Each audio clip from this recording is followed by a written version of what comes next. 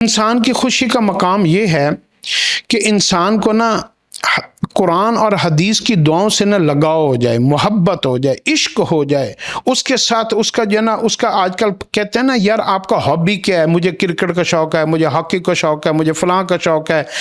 کسی بندے کو اگر دعاؤں کا شوق پیدا ہو گیا نا اور اس کی یہ ہابی بن گئی، پوری دنیا میں اس سے بڑا کوئی خوش نصیب نہیں ہوگا۔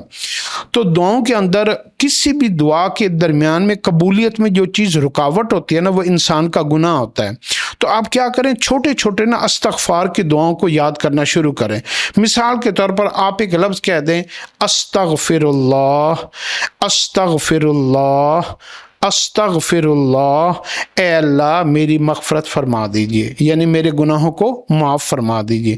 اس دعا کو اگر آپ اپنی زندگی میں اپنی زبان کے اوپر جو ہے نا وہ عام کر لیں گے اور زبان کے اوپر جاری کر لیں گے، چلتے بیٹھتے اٹھتے پھرتے، تو آپ کے کیا ہوگا، گناہ ساتھ کے ساتھ ہی دھلتے جائیں گے۔ اور اللہ کو پتہ ہوگا کہ کیونکہ شیطان کو ہرانے والی جو چیز ہے نا وہ استغفار ہے۔